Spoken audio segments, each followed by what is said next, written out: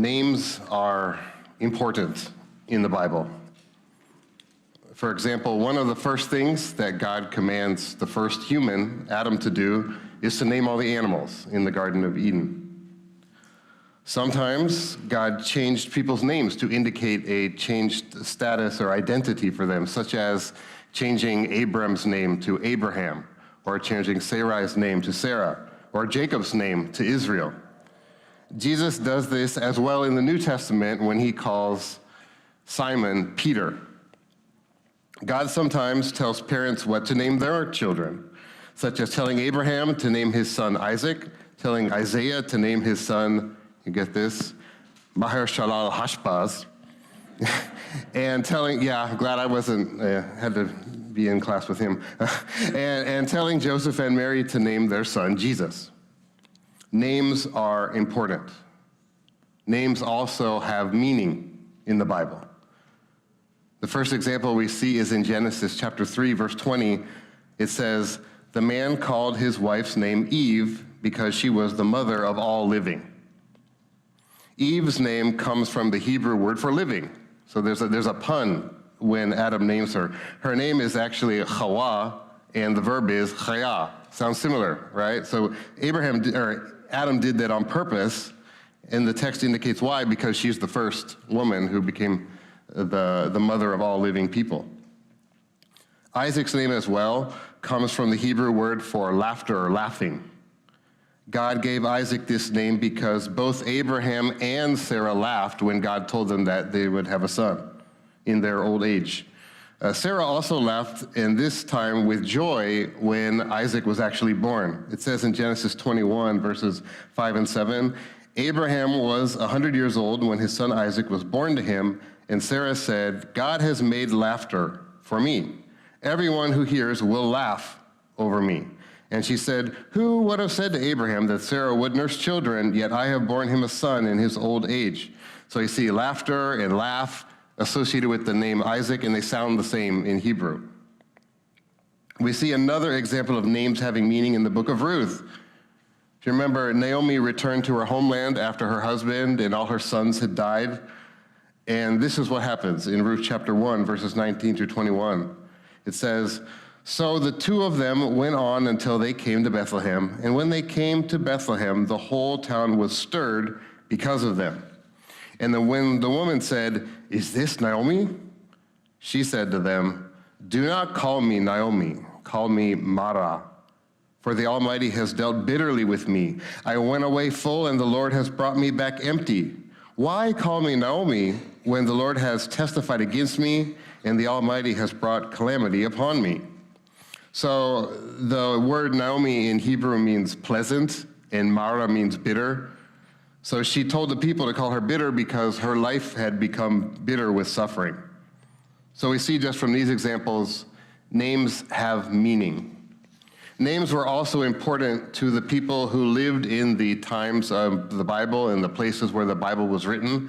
We call that area the ancient Near East. In those ancient cultures, people thought that something had to have a name in order to exist. They thought names reflected also the character and essence of who a person was. Given that names are important and have meaning in the Bible, it's amazing that God actually gave us his name and has also given us clues to help know what it means. Today, as we look at Exodus chapter 3, focusing specifically on verses 14 and 15, we see that God declares his name to Moses so that we might remember it and know who he is. God's name is actually the most frequently occurring name in the Bible. It occurs over 6,800 times in the Old Testament.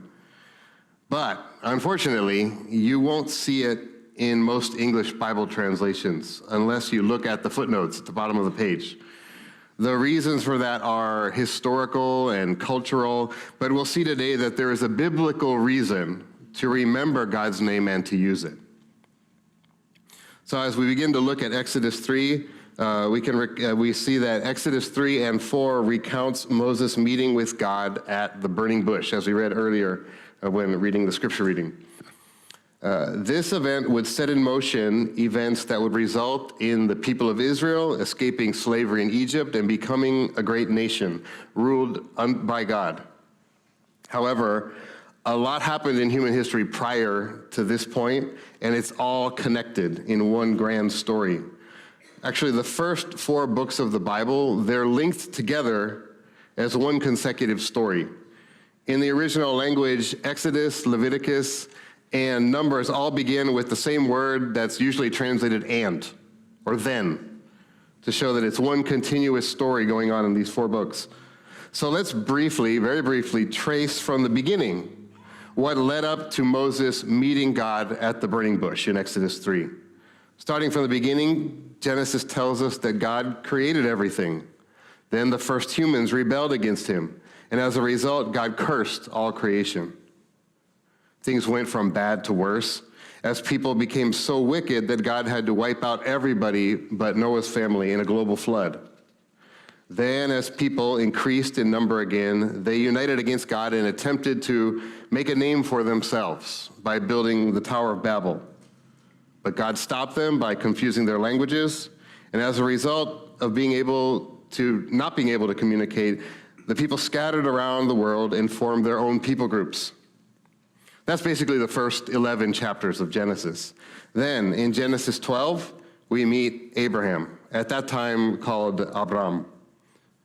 God graciously chooses him to be the founder of his chosen people, the Hebrews, who would later become called the Israelites, and today we know them as the Jews.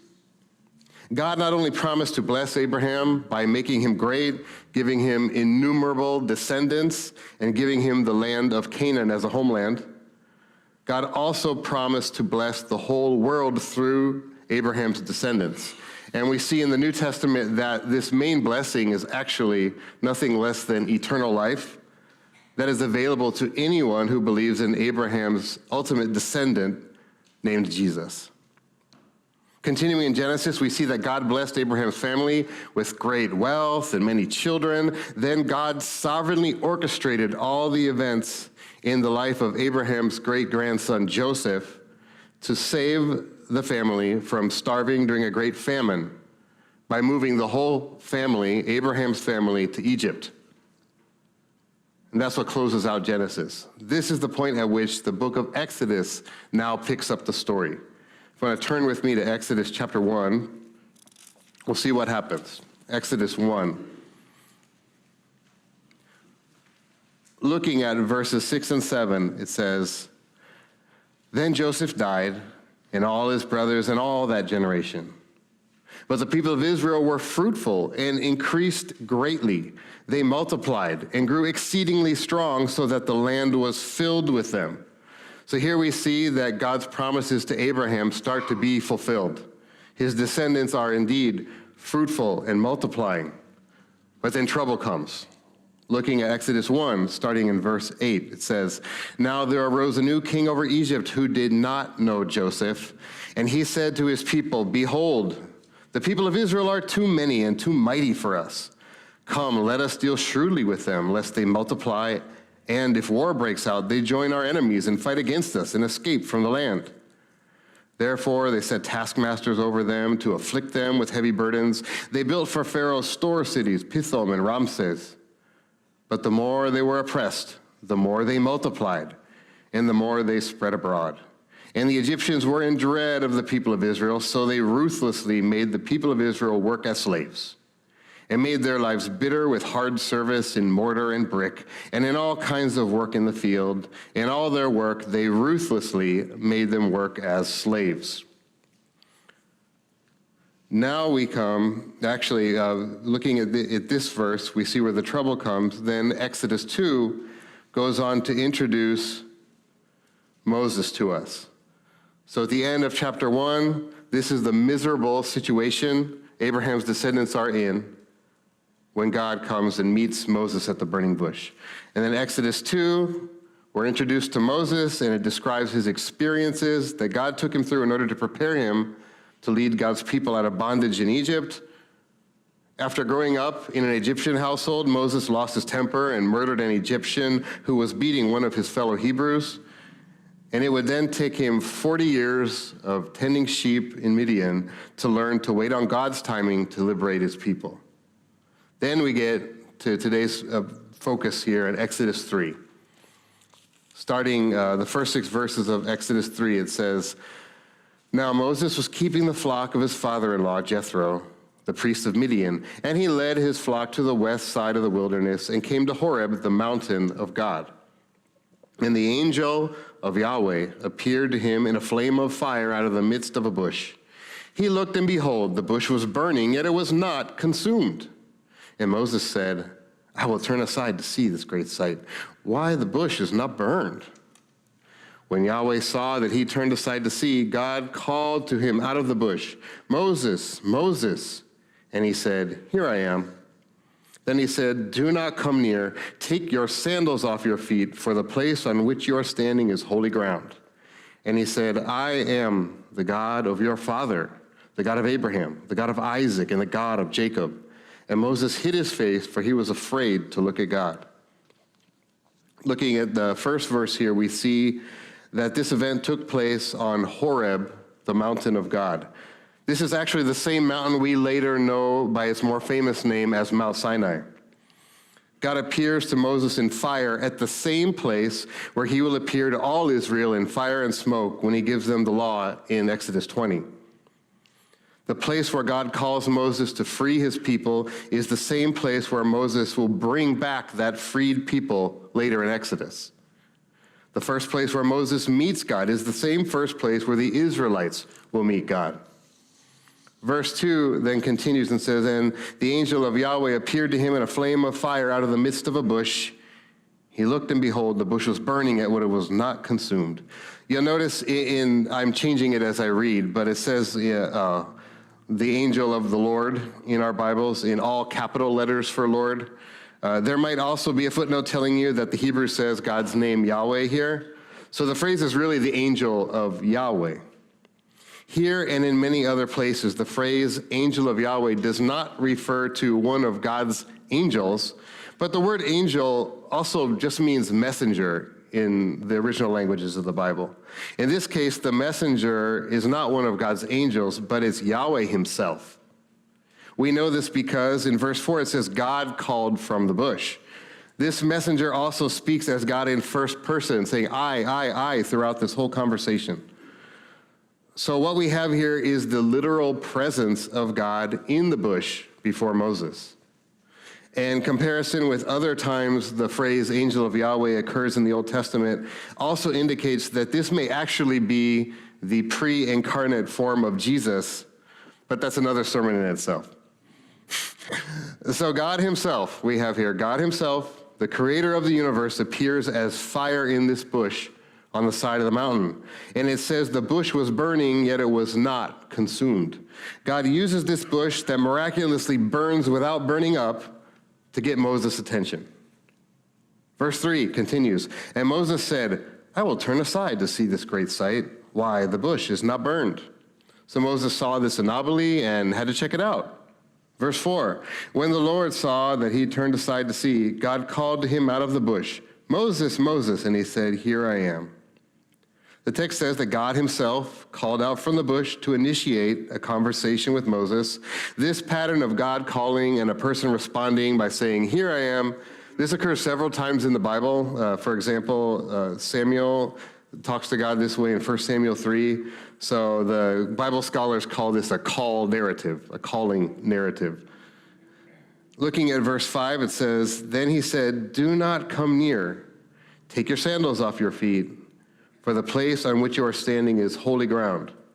Now here, God's instructions are very significant, and they indicate that this event is different from all previous times God has appeared to people earlier in the scriptures. The word translated holy ground is actually the noun for the word holy. It literally just means a holy thing, and that's the first time that word occurs in the Bible. It is the first time God designates a place as being holy. Holy refers to the idea of something being set apart from common things or common use and set apart for a specific purpose. Since God is completely holy, set apart, wholly distinct from the universe he created, only God can make things holy. Also, by designating this place at Horeb as holy, God is foreshadowing the other important event that will later take place on the same mountain. The burning bush encounter is a significant shift. We'll talk more about this as we go through the text. It's a significant shift from how God interacted with his people in the past. In Genesis, you see Abraham and his descendants, they would make altars and they would worship Yahweh, and Yahweh would speak to them. But from the burning bush event onward, God chooses where he will meet with his people, and he physically manifests himself in that place. This new pattern first occurs here at the burning bush, next on the top of that same mountain when he gives the law in Exodus 20, and when he physically dwells above the Ark of the Covenant that is placed in the tabernacle in Exodus 40, the last chapter of Exodus. So this is a theme. God's presence is a theme of the book of Exodus. Looking back at Exodus 3, verse 6, God starts to introduce himself to Moses. Beginning verse 6, it says, "And he said, I am the God of your father, the God of Abraham, the God of Isaac, and the God of Jacob." Here when God says, "I am the God of your father," it's the only time in the chapter that your is singular. You know, in English, your is your, single or plural, it's not different, but in other languages it's different. Here the singular it's singular, your, and it's referring to Moses. He's directly speaking to Moses. So he describes himself first as the God of Moses' own ancestors, and he's one of the descendants of Abraham. By referring to himself as the God of Abraham, the God of Isaac, and the God of Jacob, God is alluding to those promises we talked about earlier, those promises that God made to Abraham back in Genesis. After hundreds of years in Egypt, even many years in slavery, God is about to advance the next part of his plan to turn Abraham's descendants into a great nation that lives in the land that he had promised to give them. Continuing verse 6, it says, "And Moses hid his face, for he was afraid to look at God." Moses' reaction shows that something different is taking place from how his ancestors had met God. He instinctively knows he is in the physical presence of God, and thus he hides his face. So this ends the setting of the story. If you have your outline in the bulletin, the first 6 verses are the setting.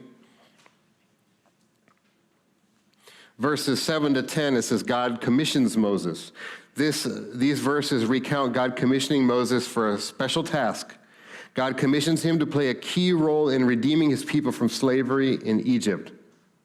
So first we look at verses 7 and 8, where God tells Moses what he plans to do. Verse 7 says, "Then the Lord said, I have surely seen the affliction of my people who are in Egypt, and have heard their cry because of their taskmasters. I know their sufferings." We can take great comfort from this verse. We know that just as God saw the suffering of the Israelites during their long years of slavery in Egypt, so too does he know whatever hardships we are going through. So too does he have a plan to use those sufferings for our good and for his glory. Verse 8 continues, "And I have come down to deliver them out of the hand of the Egyptians, and to bring them up out of that land to a good and broad land, a land flowing with milk and honey, to the place of the Canaanites, the Hittites, the Amorites, the Perizzites, the Hivites, and the Jebusites." So here God states plainly that he is about to advance the next stage of fulfilling his promises to Abraham by giving Abraham's descendants the land that he had promised them centuries before. God then repeats in verse 9 the fact that he knows his people who are suffering in bondage. It says, verse 9, "And now behold, the cry of the people of Israel has come to me, and I have also seen the oppression with which the Egyptians oppressed them." Then in verse 10, God officially commissions Moses to play this key role in his plan, a plan to rescue his people from Egypt and give them their homeland. Verse 10 reads, "Come, I will send you to Pharaoh, that you may bring my people, the children of Israel, out of Egypt." And what occurs in the rest of this conversation makes clear that Moses doesn't really want the job. Although, if you look at verses 11 and 13, it may look like he's just asking questions. It becomes clear by the end of the conversation that he's actually raising objections to God's commissioning of him. Moses, throughout all of chapter 3 and part of verse 4, he's essentially beating around the bush. until he finally outright rejects God's commission. Just look at what Moses says in chapter 4, verse 13. It's on the next page, chapter 4, verse 13. He says, "But he said, 'Oh, my Lord, please send someone else.'" So he didn't want the job. In fact, from Exodus 3:11 all the way to 4:17, this whole conversation, Moses objects to God's call not once, not twice, but 5 times before he finally obeys. And all 5 times, God graciously responds and gives him an answer. Because we want to focus on the meaning of God's name today, this morning we're just going to look at the first 2 objections and responses. So you see on your outline, verses 11 and 12, we see Moses' first objection and God's response. So looking at verse 11, it says, "But Moses said to God, 'Who am I that I should go to Pharaoh and bring the children of Israel out of Egypt?'" This is a rhetorical question. Moses is objecting to God's command because he doesn't think he's worthy or able to do it.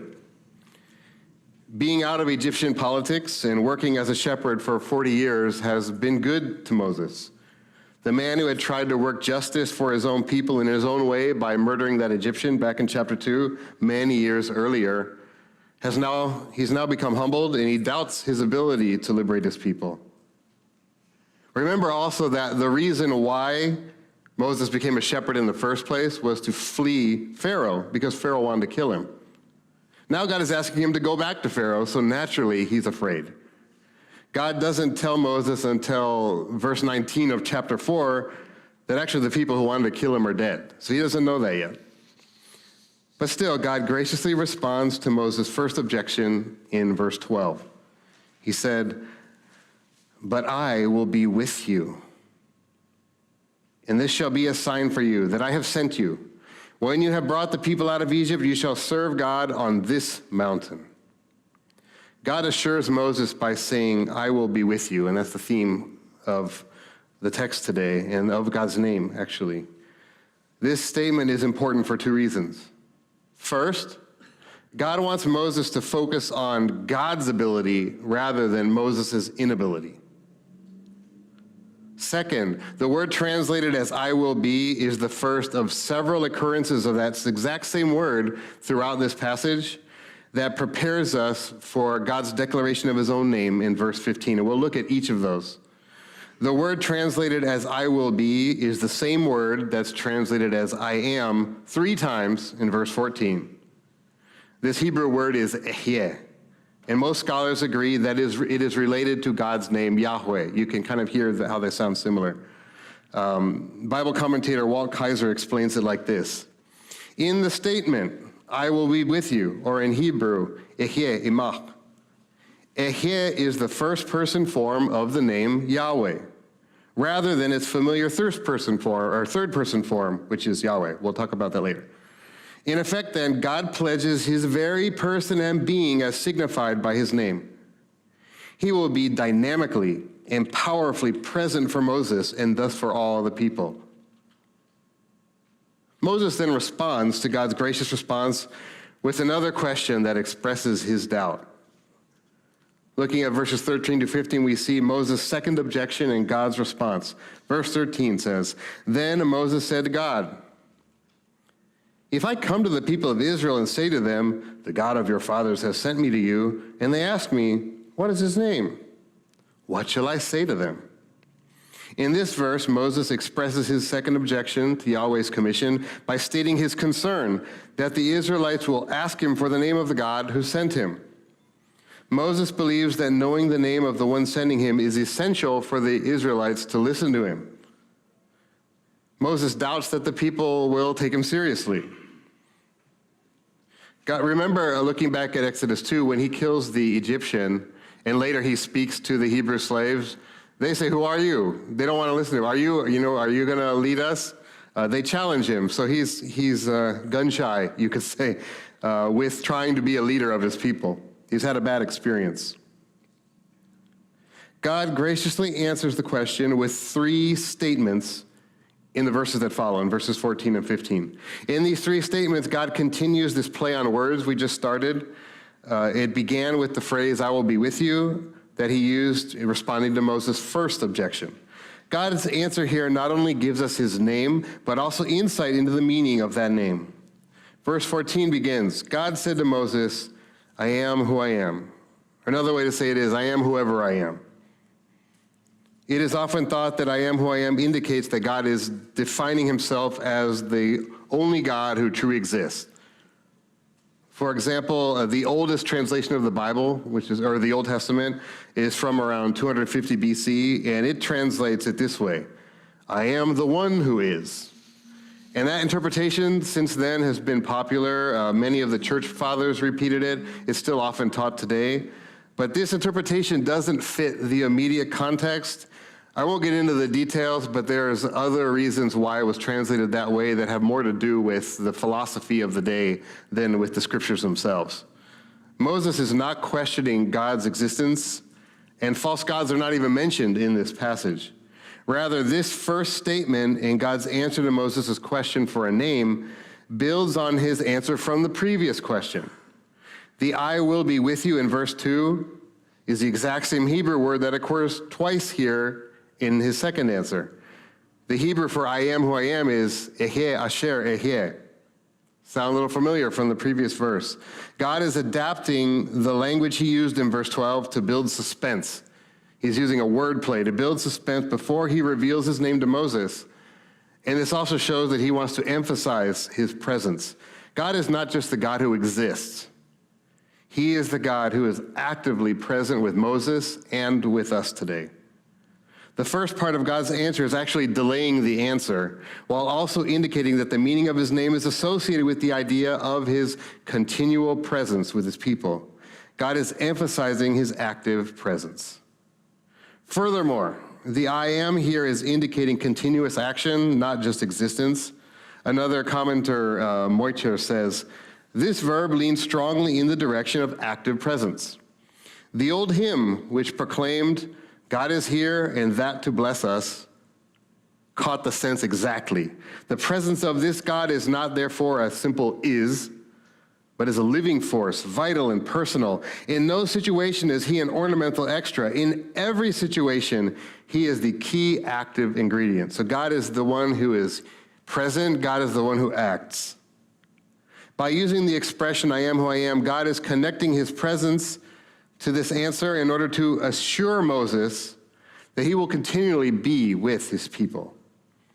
He does this with a play on words that builds suspense to prepare Moses for the announcement that's coming in verse 14 and 15, where he gives two forms of his name.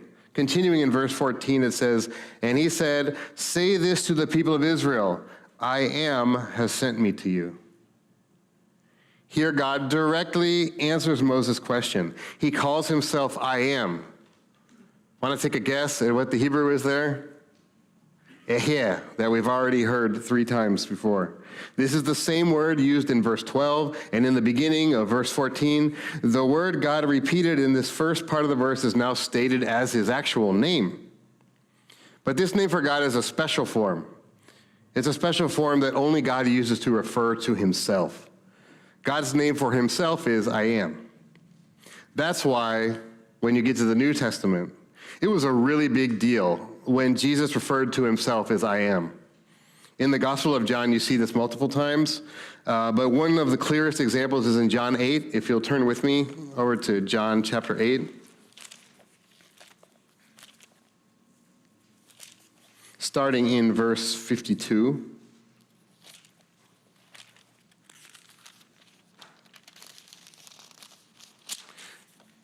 John chapter 8, starting in verse 52.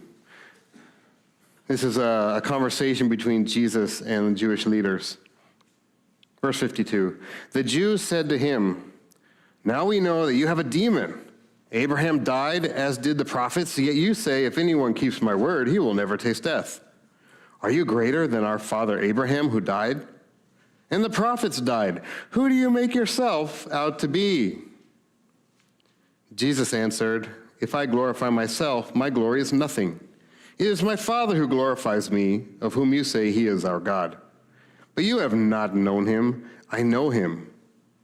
If I were to say that I do not know him, I would be a liar like you, but I do know him, and I keep his word. Your father Abraham rejoiced that he would see my day. He saw it and was glad. So the Jews said to him, you are not yet 50 years old, and have you seen Abraham? Jesus said to them, truly, truly, I say to you, before Abraham was, I am. So they picked up stones to throw at him, but Jesus hid himself and went out of the temple. When Jesus says in verse 58, before Abraham was, I am, he's most likely alluding to these statements we're reading now in Exodus 3. This also relates to the God of Abraham references that are also in Exodus 3. So here in John, Jesus uses God's special name for himself, I am, and applies it to himself. By doing so, Jesus was clearly claiming to be that same Yahweh who appeared to Moses at the burning bush. And the fact that the Jewish crowd responded violently and picked up stones to kill him in the next verse indicates that they knew only God could refer to himself as I am, and thus Jesus was claiming to be God. Going back to Exodus, looking at chapter 3, verse 15, we get the third statement of God's response to Moses' second objection.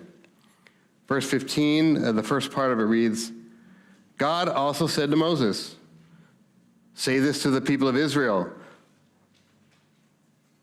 Yahweh, the God of our fathers, the God of Abraham, the God of Isaac, and the God of Jacob has sent me to you. So this is the climax of this wordplay that started in verse 12. First, in verse 12, God said, I will be with you, Ehyeh. Then, in verse 14, God said, I am who I am, using Ehyeh twice. Then God called himself, I am, using the word Ehyeh yet again.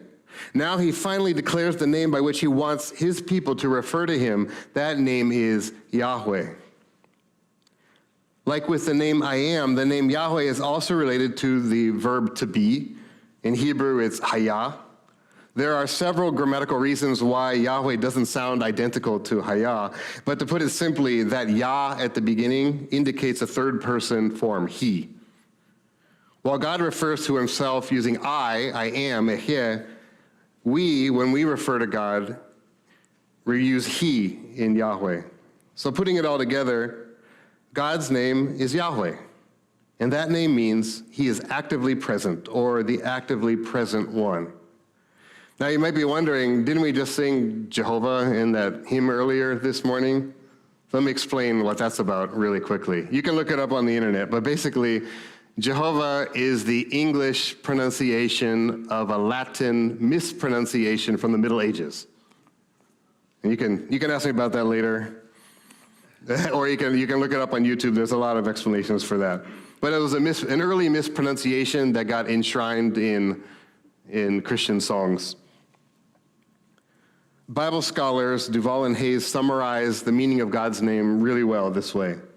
Due to the clear meaning of presence in Exodus 3:12, quite a large number of scholars maintain that the connotations of hayah, the verb to be, as reflected in the divine name Yahweh, imply that there is a promise or an implication of divine presence associated with the very name of Yahweh.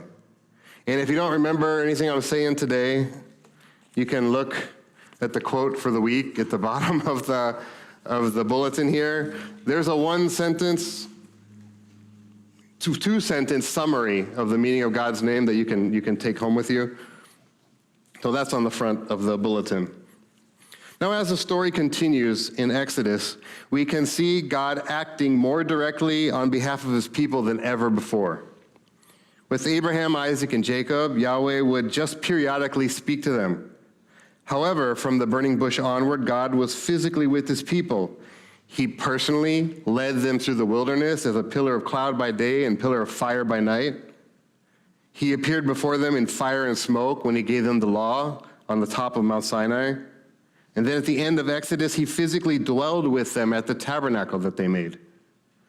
Yahweh continued to dwell with his people throughout most of the Old Testament until their idolatry reached the point where he left. And that's described in Ezekiel 10.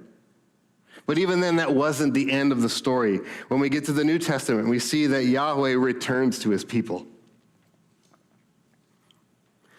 But this time, it's the God-man, Jesus Christ, Yahweh in the flesh, whose other name is Emmanuel, God with us. And one day, he will return. One day, Yahweh will be physically present with his people again. And oh, how we long for that day. So we see that throughout the Bible, one of the ways God defines himself is as the one who is actively present with his people. And this definition is contained in his name, Yahweh. Yahweh does not mean Lord. Although Yahweh is indeed Lord, and the Bible refers to him as Lord Yahweh over 280 times, his name is not Lord. Lord is actually a title, and in Hebrew it's Adonai. This word refers to a master or owner. Indeed, God does own us because he made us, and he is rightly our master. But his name is Yahweh. And it means that he is the God who is actively present with us. He is the God who is perpetually with us, working all things for our good. Returning to Exodus 3:15, God says that his name is Yahweh, then describes himself again as the God of your fathers, the God of Abraham, the God of Isaac, and the God of Jacob. He wants Moses' listeners to understand that he is the same God who their ancestors worshiped by name. It's important to note that God isn't telling Moses his name because Moses and the Israelites forgot it. Some commentators will say that. No, he is identifying himself as the same God that they had heard about from their ancestors. Remember that the reason Moses asked for God's name was because he was concerned that the Israelite leaders wouldn't listen to him. If they had forgotten God's name, then it would have meant nothing to them. If that were the case, then saying that Yahweh had sent him would not have helped Moses at all. Instead, let's see how the elders of Israel actually did respond when Moses finally obeyed the commission and spoke to them and repeated Yahweh's message. If you turn ahead to Exodus 4, looking at verse 29. Exodus 4, 29 through 31. Then Moses and Aaron went and gathered together all the elders of the people of Israel.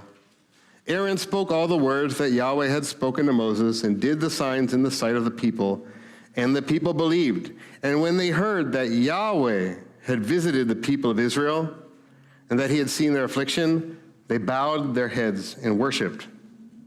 If the Israelites had not known God's name, they would not have responded to Moses in that way. And as mentioned earlier in Exodus 3:6, the reference to the patriarchs we see in 3:15 also brings to mind the Abrahamic covenant, the promises God made to Abraham and his descendants. Thus we see in this statement, Yahweh, the God of our fathers, the God of Abraham, the God of Isaac, and the God of Jacob, that Yahweh associates himself with the Abrahamic covenant.